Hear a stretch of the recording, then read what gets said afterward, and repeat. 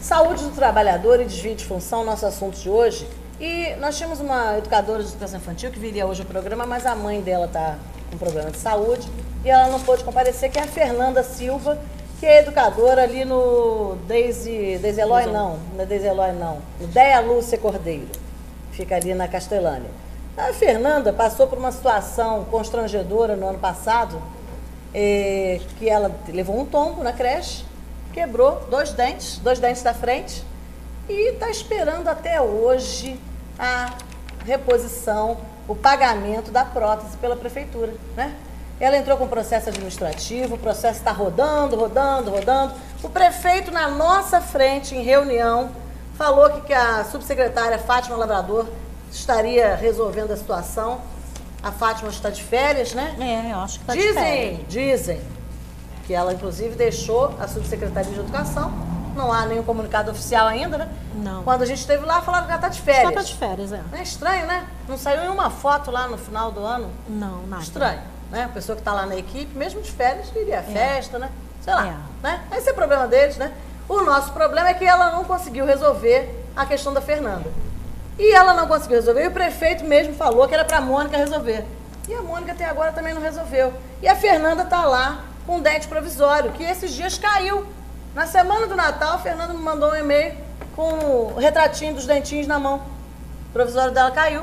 Ela é profissional da educação, trabalha com fala, né? Como é que uma pessoa que trabalha como a gente trabalha, sem dois dentes da frente? Como é que fica isso? Isso é acidente de trabalho, mas não tem registro nenhum, né? O único registro na época foi o que o sindicato solicitou que ela fizesse, solicitasse à diretora uma ata, né? Porque nós não temos CAT, nós não temos registros de acidente, tá, gente? Então isso é importante que os servidores tenham em mente. Qualquer acidente de trabalho na escola, no centro de educação infantil, ou a caminho da escola, que isso também as pessoas não sabem, né, França? Se você se acidentar a caminho da escola, isso também é acidente de trabalho. Tá? Você está indo para o seu local de trabalho. Está indo para o seu local de trabalho, no seu horário de trabalho. E você não chegou porque levou um tombo, foi atropelado. Isso tudo são acidentes de trabalho. Tá? São considerados, a nível nacional, acidentes de trabalho. Tem que ter um registro disso, tem que ter uma ata para provar que realmente isso aconteceu lá na escola. Porque depois as pessoas já têm a cara de pau de perguntar: mas como é que isso aconteceu no centro de educação infantil? Aconteceu que tinha um tapete na sala, a menina tropeçou, caiu, né? Como alguns alunos têm acontecido também isso, as crianças se machucam, não tem registro nenhum, ninguém coloca isso, né?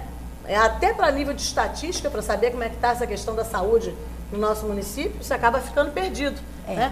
Merendeiras, cozinheiras que se queimam. Hoje foi uma servidora lá no CEP, uma queimadura no braço, ficou 2 meses e foi recolocada para trabalhar com menos de 15 dias da queimadura. Isso não existe, gente. Como é que uma cozinheira vai trabalhar com uma queimadura no braço, exposta, né?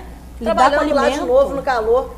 Teve uma merendeira lá daquela escola lá da Serra Nova, como é que é o nome? Odete Fonseca, que se queimou todinha.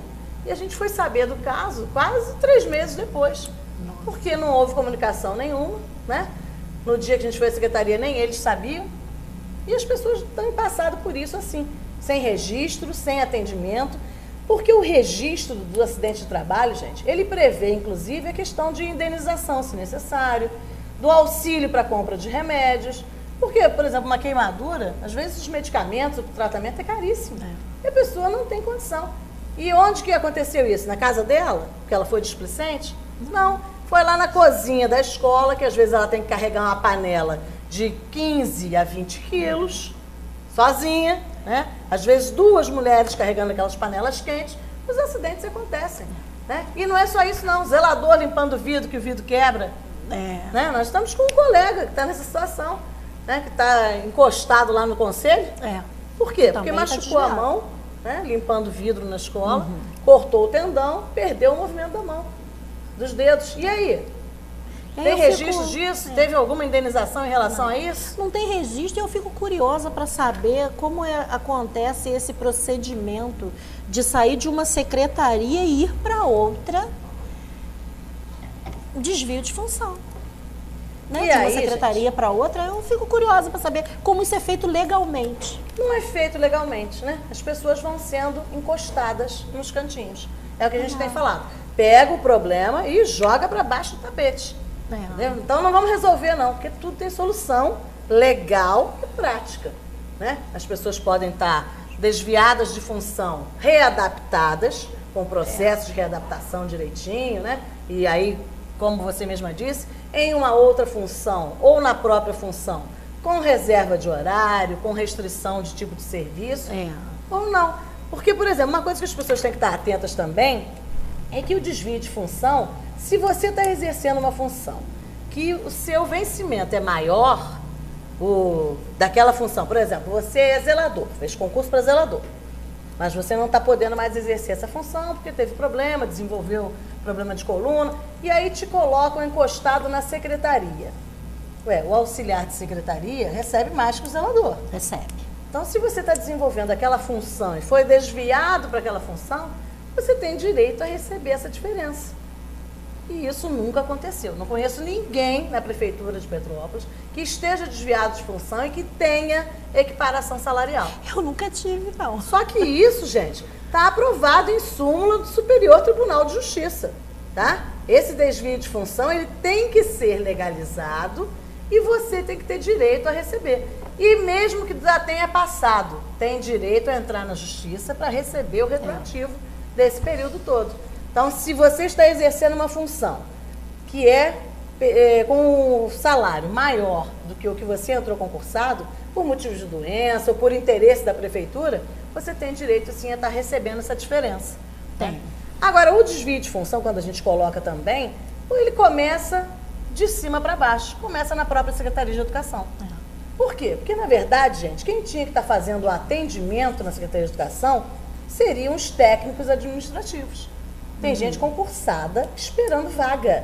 Enquanto isso, tem professor, tem inspetor, tem cozinheira, atendendo telefone, atendendo balcão, fazendo registro e atendimento lá das pessoas. Por exemplo, quando as pessoas são devolvidas, elas vão lá conversar com uma professora, com 2, 3 professoras, com educadora de educação infantil, com inspetor, que está lá fazendo uma função que não é a dele.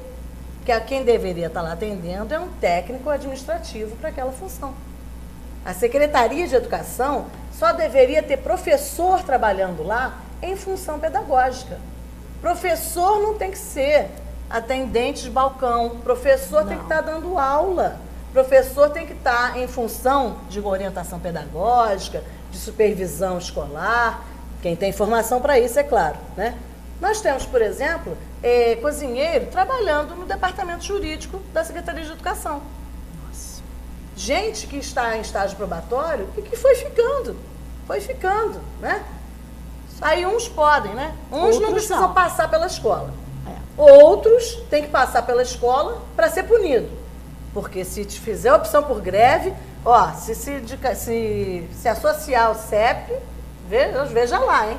Hoje está assim, né? Está faltando pouco eles falarem isso. Quem se associar, quem for a passeata, quem for a ato, pode sofrer represália. Que é o que está acontecendo, né? Quem aderiu à greve está sendo penalizado até agora. Por quê? Porque está correndo atrás dos seus direitos e dos direitos de todo mundo que está lá dentro. Porque quem está na Secretaria de Educação, gente, abre o olho, acorda, minha gente. Quem está lá dentro é professor e é funcionário que está lá por um período. Quando o governo acaba, ninguém tem garantia de nada, né? Às vezes é uma correria, um reboliço, né? É um tal de levar chute. Né? E como dizem, né, na hora de pesar a mão da lei, você vai responder pela função que você fez concurso. Não tem outra solução, não tem outro caso. Porque o desvio, na realidade, ele é ilegal. E eu entrei em 2015 muito mais insatisfeita do que saí de 2014. Feliz sempre, claro, mas muito mais insatisfeita, porque eu estou ouvindo sempre a mesma coisa. A administração pública dizer que tem que tomar medidas administrativas coerentes e legais. Legal. Só com grevista é fácil. Toma na secretaria inteira, em todas elas, onde tem funcionário de 40 horas trabalhando 30 e ainda ganhando hora extra. Porque essa é uma realidade. Que os secretários hoje podem ir para a mídia e dizer que não. Mas nós sabemos que a realidade é essa.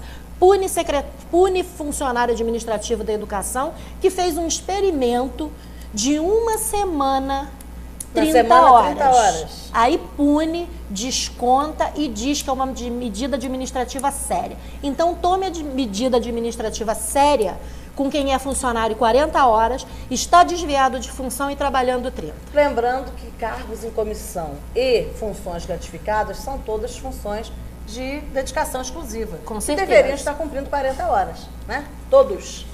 Né? A pessoa que recebe gratificação ou cargo em comissão deveria estar fazendo 40 horas também, né?